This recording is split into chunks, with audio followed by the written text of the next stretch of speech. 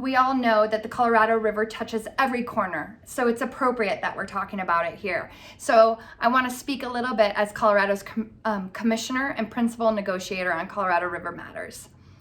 These are challenging times for the entire Colorado River Basin. Lakes Powell and Meade are both at their lowest levels since filling right now, but the impacts of drought have been felt differently in the upper and lower basin. Lake Powell and Lake Meade are both above lower basin uses, meaning that the lower basin water users can pull water out of Lake Meade as they need it, which in turn draws more water out of Lake Powell. In contrast, these two large reservoirs sit below our upper basin uses, meaning we in the upper basin do not have large reservoirs to draw from in times of scarcity. That is a security issue for the upper basin. Having these large reservoirs above them has meant that the lower basin states of Arizona, California, and Nevada have had certainty in their water deliveries.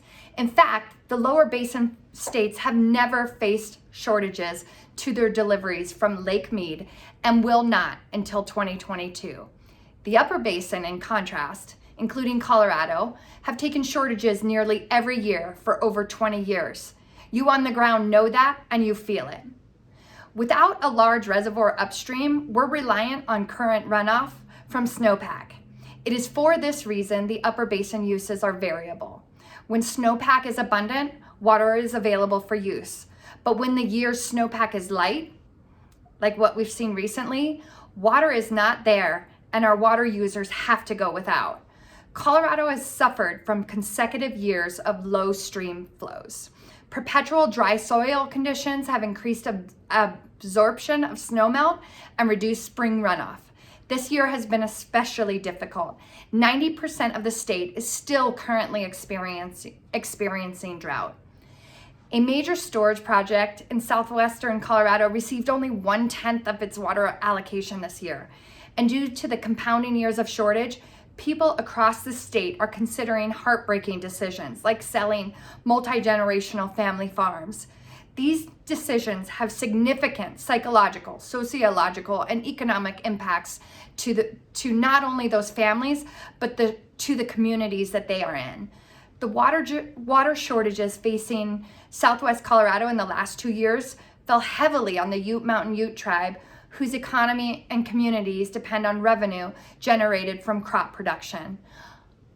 On top of these impacts of drought, releases made from Blue Mesa Reservoir recently also impacted the local recreational economy. These releases were made by the Bureau of Reclamation pursuant to the eminent need provision of the Drought Response Operations Agreement as part of the 2019 Drought Contingency Plan.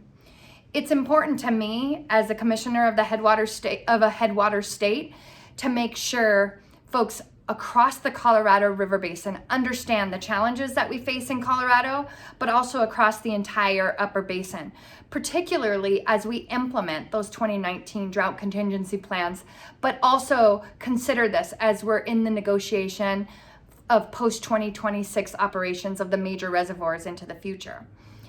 As we look forward to those negotiations, one critical element will be meaningful engagement with the tribal nations in the Colorado Basin. I'm proud to say Colorado has water rights settlements with both of those tribes. But we must understand that each tribe is different, with different needs, values, histories, and relationships. Negotiators in each state should take the time to sit down with each tribe in their state to understand their unique positions and needs. It will also be important to recognize that since not everything can be addressed through operational guidelines, we must also support initiatives that recognize urgent needs to have the tribes have access to clean drinking water and seek opportunities to achieve this goal.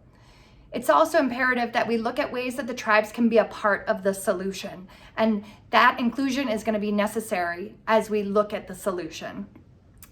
My discussions with folks across the state of Colorado, those tribal representatives that we just talked about, water users, NGOs, and stakeholders, that has all helped me develop some principles that will remain in the forefront of my mind through the upcoming negotiations. And I would like to share those today. They include, first and foremost, providing additional water supply, security, and certainty for Colorado water users and all water users across the basin. We also want to avoid the risk of curtailment in the upper basin. We also want to improve the operations of both Lake Powell and Lake Mead. And we also want to address the overuse in the lower basin. All of this while supporting coordination with Mexico, while noting it's going to be a domestic agreement. And in the meantime, we need to make sure we maintain compliance with existing federal law. As Colorado's commissioner, I will continue to work cooperatively with the states throughout the Colorado River Basin, while remaining committed to protecting Colorado's interests and its water users through these challenging times and into the future.